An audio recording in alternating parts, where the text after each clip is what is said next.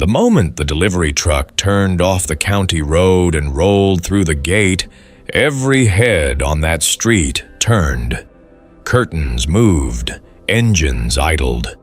A man actually put down his coffee and walked out to the fence just to stare, because what was sitting on the back of that flatbed was not the forest green machine everyone had expected. It was not the Bavarian Fendt that the other farmers around Deggendorf had been buying for the past 3 years. It was an Austrian Steyr. And in that corner of Lower Bavaria in the autumn of 1986, that might as well have been a declaration of war. But here is what those neighbors did not know. Here is what they could not have known, standing at their fences with their arms crossed and their jaws tight. The winter of 1987 was coming, and when it arrived, everything they had ever said about Georg Leitner and his Austrian tractor would turn to ash in the freezing wind. My name is not important. What matters is the story I am about to tell you, because it is the kind of story that gets buried under decades of silence and wounded pride. Georg Leitner was a farmer in the district of Deggendorf in Lower Bavaria. He was 41 years old in the autumn of 1986. He had spent his entire adult life working land that had been in his family for 3 generations. A mixed operation of grain, hay, and cattle spread across roughly 90 hectares on the gently rolling terrain between the Danube plain and the first ridges of the Bavarian forest. He was not a flashy man. He did not drink much. He drove the same truck for 11 years. And when it came time to replace the aging Deutz tractor that had served him since the late 1970s, he did something that his neighbors considered nothing short of a betrayal. He sat down at his kitchen table with a stack of technical brochures, a notepad, and a pot of black coffee, and he made a decision based entirely on numbers. I want to be honest with you before I go any further. The names in this story have been changed to protect the people involved and their families. Some details have been drawn from several different real accounts and combined into one narrative, because that is the only way to tell a story that spans decades without exposing people who never asked to be exposed. But everything I'm going to tell you about the machinery, the engineering specifications, the pricing structures of that era, and the climatic conditions of the winter of 1987 in southern Bavaria comes from documented sources. Agricultural chamber records, manufacturer technical sheets from the Steyr plant in St. Valentin, Austria, meteorological data from the German Weather Service, and first-hand accounts collected from farmers who lived through those years. I use artificial intelligence tools to help organize and cross-reference this research, but every number I give you is verified. This is real history. It is just told through the eyes of one man who lived it. Now, back to the fence lines of Deggendorf. The dominant tractor on the market in rural Bavaria in the mid-1980s was not a secret. Fendt had built something close to a religion in the farming communities of the German South. The machines were assembled in Marktoberdorf, a small town in the Allgäu region of Bavaria, and they carried with them a cultural weight that went far beyond horsepower ratings and fuel consumption figures. Buying a Fendt was a statement. It said you were serious. It said you were successful. It said you were Bavarian, and you supported Bavarian industry, and you understood quality. Walking into a bank to negotiate a land purchase or a credit line was simply easier if a Fendt was parked outside. Dealers knew this. They priced accordingly. In the autumn of 1986, a new Fendt 309 LSA with the turbo-matic transmission and the full hydraulic package that a farm of 90 hectares genuinely needed was sitting at a price point that made Georg Leitner put his pencil down for a long moment and stare at the wall. Across the table, and the technical brochure for the Steyr 875 was sitting quietly. The Steyr 875 was an 85-horsepower machine built at the factory in St. Valentin, in the state of Upper Austria, about 90 kilometers west of Vienna. Steyr Daimler Puch had been building tractors since 1947, and their engineering heritage went back even further into the industrial traditions of the old Austro-Hungarian manufacturing centers. The 875 used a Steyr-designed diesel engine with a direct injection system that had been refined through 3 generations of field testing. The transmission was robust, the hydraulic lift capacity was strong, and the machine had been tested extensively in alpine terrain, which meant it was built to handle the kind of cold, steep, and unpredictable conditions that the edges of the Bavarian forest could throw at it. The price difference between the two machines, even with comparable specifications, was significant enough to cover an entire winter's worth of heating oil for the farm. Georg Leitner was not buying for prestige. He called the Steyr dealer in Straubing. He asked 3 hours of questions. He drove to St. Valentin and walked through part of the assembly process. He talked to 2 farmers in Austria who had been running the 875 for 2 seasons. Then he came home, wrote 2 numbers on his notepad, and made the call. The machine arrived on a Tuesday in October. By Wednesday morning, the verdict from the farming community around Deggendorf had already been delivered. The most common word used was Verräter, traitor. Not in a joking way, or in the way that people say it when they mean it. One neighbor, a man named Hubert who ran one of the largest grain operations in the area and owned 3 Fendt tractors, reportedly told his wife over dinner that he was not sure he could do business with a man who would rather send his money to Austria than keep it in Bavaria. Another farmer stopped Georg on the road between their properties and told him flatly that the Steyr was a peasant's machine, that the engineering was inferior, that the resale value would be catastrophic, that he would regret it within 12 months. Georg Leitner listened to all of it. He thanked the men for their opinions. He went home and serviced the Steyr.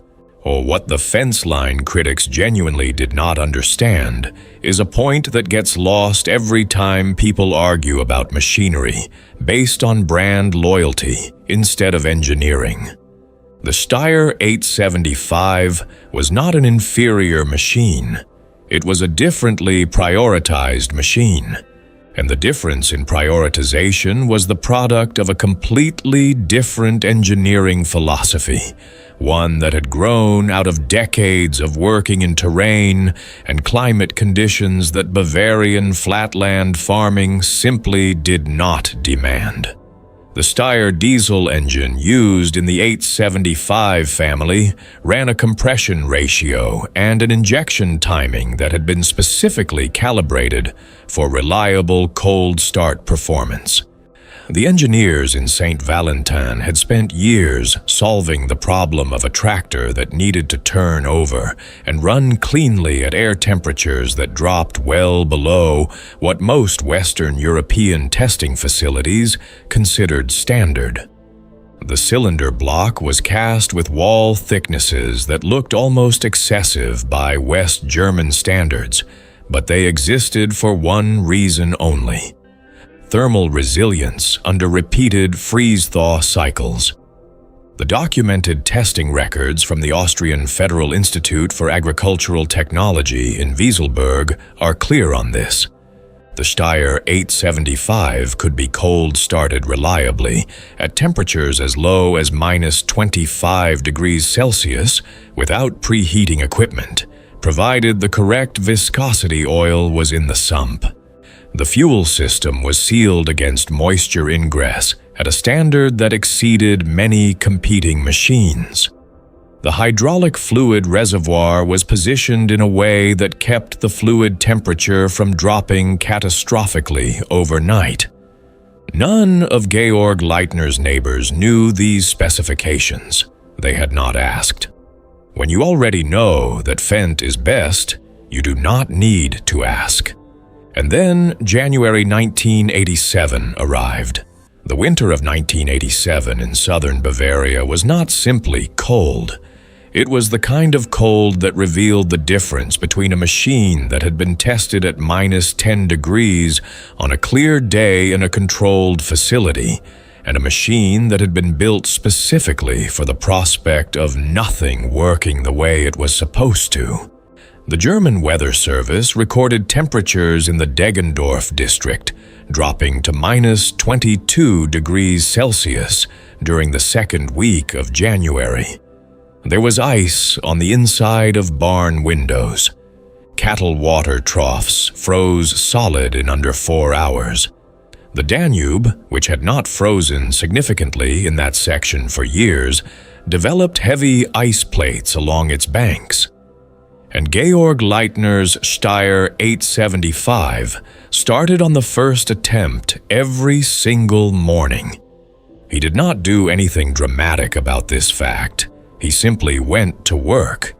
He had cattle that needed feeding, silage to move, and a road to keep clear for the milk truck. He got in the tractor, turned the key, listened to the diesel fire up with a short, hard bark that settled into a smooth idle, and went to do what needed to be done. Across the fields, behind the line of frozen hedgerows, things were going differently. Hubert, the man with 3 Fendt tractors and the strong opinions about Austrian machinery, was in his yard at 6:30 in the morning, standing next to a tractor that would not start. The glow plug system on one machine had failed overnight. The hydraulic fluid in a second machine had thickened to a consistency that made the lift arms unresponsive even after an hour of idling.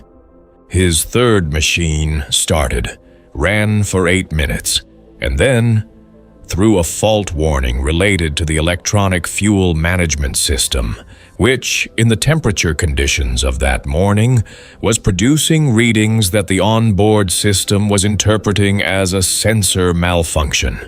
Hubert's cattle were hungry. His silage clamp was 300 meters away. He stood in the dark at -19 degrees and looked at 80,000 Deutschmarks worth of Bavarian engineering that was not working. He called a mechanic.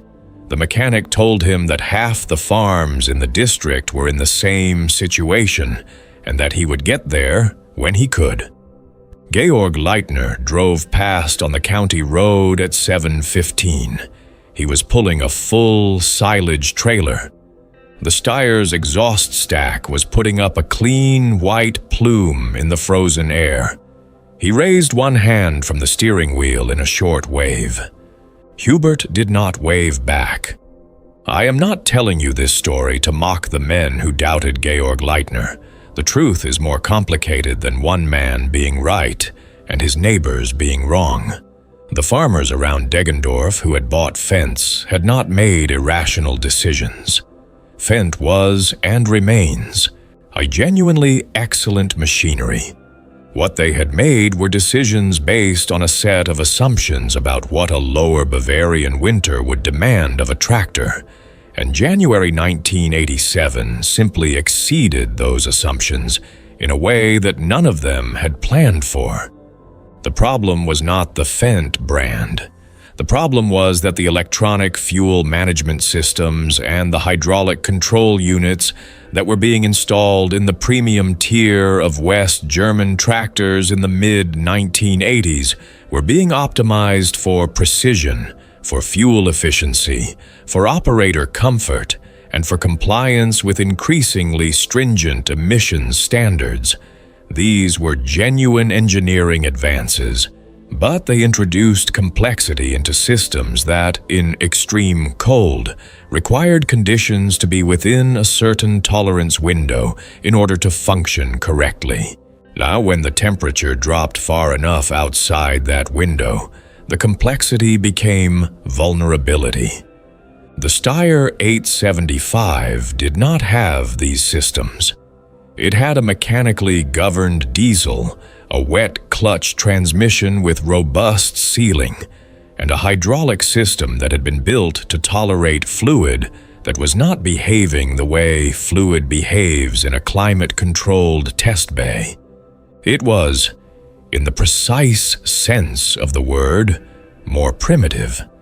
And in the second week of January 1987, primitive was the quality that kept the work from stopping.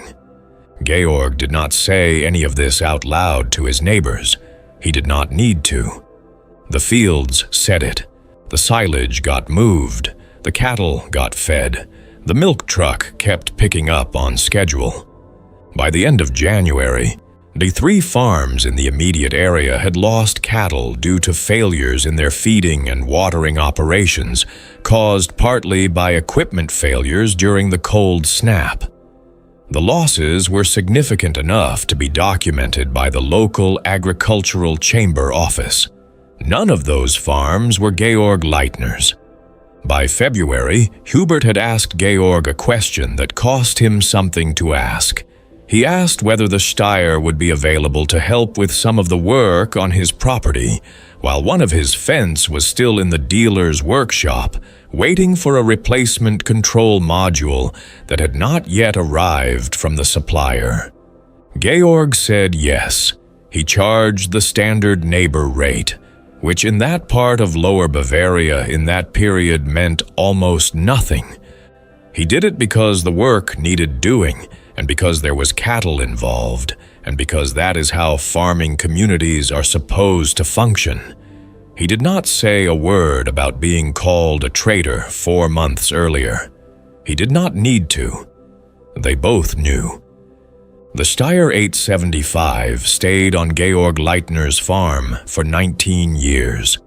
It was eventually replaced not because it failed, but because Georg's son, who took over the operation in 2003, needed a larger machine for a property that had grown to 140 hectares.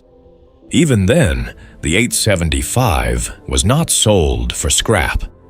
It was passed to a neighboring farm at a price that reflected, in the opinion of the man who bought it, perfectly reasonable value for a machine that had never once left anyone standing in a frozen yard waiting for a mechanic. Georg Leitner died in 2011. He is remembered by his family, his neighbors, and the few people who knew him well as a man who did not do things to impress anyone. He did them because the numbers made sense. There is a lesson in that, and I think you already know what it is. The machine that the crowd approves of is not always the machine that does the job. The purchase that earns respect at the fence line is not always the purchase that earns its money back in the field.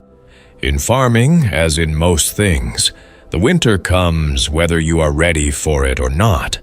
The only question is whether the thing you bet your operation on was built for the reality of the cold or for the comfort of the approval.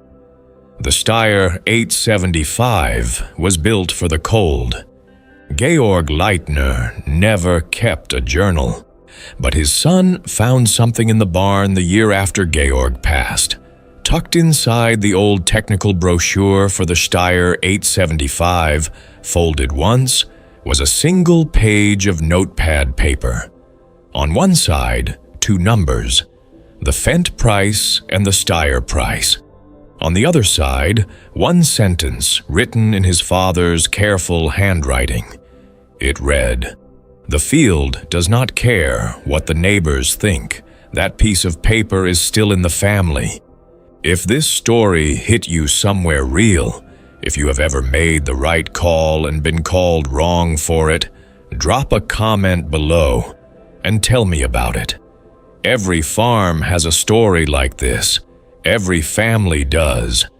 And the more of those stories we keep alive, the longer we remember what it actually takes to make land work. Hit that like button if this one was worth your time, and subscribe so you do not miss what comes next. The archive of real farming history is deeper than most people know. We are just getting started.